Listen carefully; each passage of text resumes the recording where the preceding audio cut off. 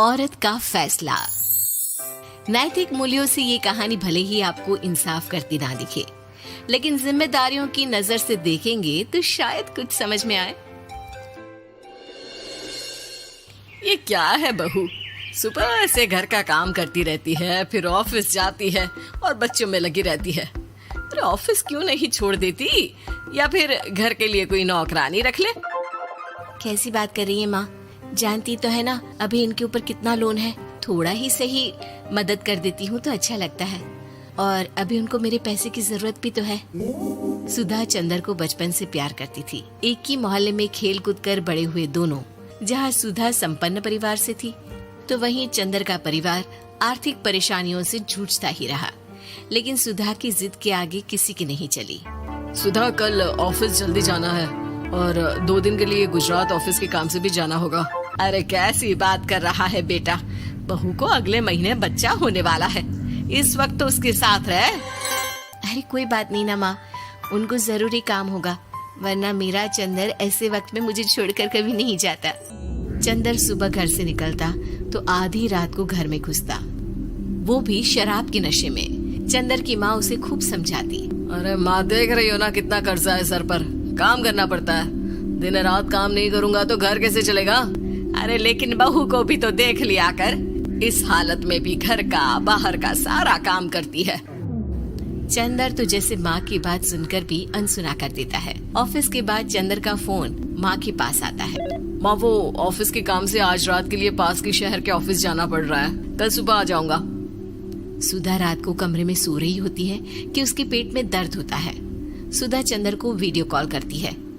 इनको फोन कर लो, शायद कुछ आराम मिले। लेकिन 10 बार फोन करने पर भी वो सुधा का फोन नहीं उठाता।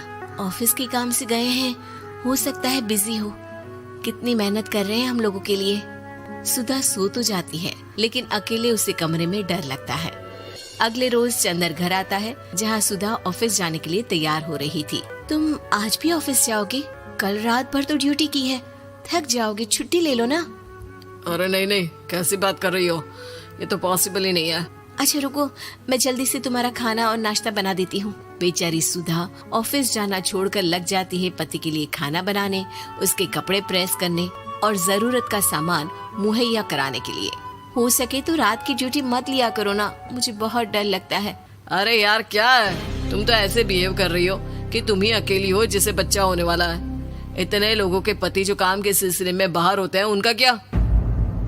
सुधा को चंदर के मुंह से ये बातें अजीब लगती है। अरे हुआ क्या है तुमको? पहले तो तुम मेरा कितना ख्याल रखते थे, मेरे पास रहते थे, मेरी दवा से लेकर खाने पीने तक का सारा ख्याल। और अब इस बार तो तुम एक दफा भी मेरे साथ डॉक्टर के पास नहीं आए, क्यों? अरे पागल हो गई हो क्या?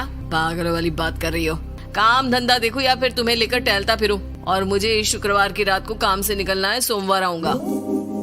सुधा को समझ में नहीं आता कि क्यों अचानक से चंदर को फील्ड का काम मिल गया है। लेकिन एक दिन, सुधा, मैं और चंदर जरा एक रिश्तेदार के घर जा रहे हैं, तुम भी तैयार हो जाओ, घर में अकेली कैसी रहोगी।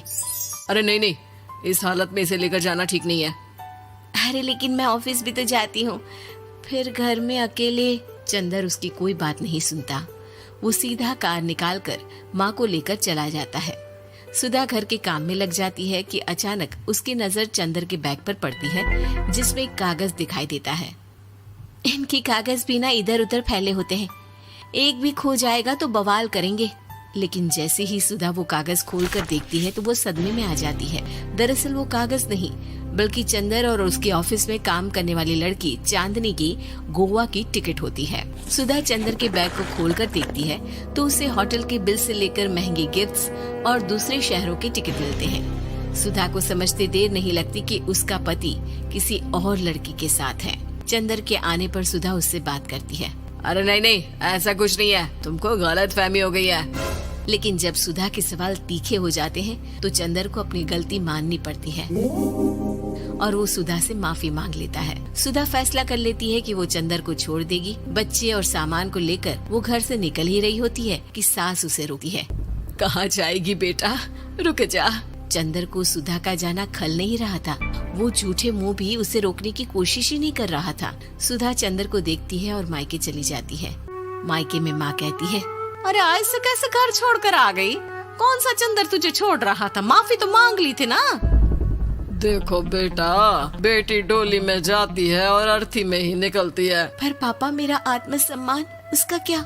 आपने मुझे पढ़ाया लिखाया है, इस लायक बनाया कि मैं खुद का खर्चा उठा सकूं, बेटी को पढ़ा सकूं, एक अच्छा जीवन पाऊं। अरे लेकिन पति की जरूरत तो होती है ना सुधा दीदी, और अगर आपको नहीं है तो इस बच्ची का सोचो जो अपने पिता से इस कदर जुड़ी है। आने वाले बच्चे की सोचो जिसके आने से पहले ही आपने पिता का प्यार से दूर करने की सोच ली। सुधा फोन देखती है लेकिन चंदर का कोई कॉल नहीं होता। वो समझ नहीं पाती कि अपने आत्मसम्मान के बारे में सोचे या बच्चों के बारे में। मम्मी, हम नाना नानी के घर से दादी और पापा के पास कब जाएंगे?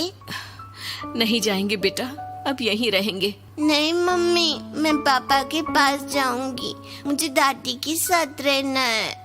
और मेरे साथ? हाँ, आपके साथ भी तो, सबके साथ माँ।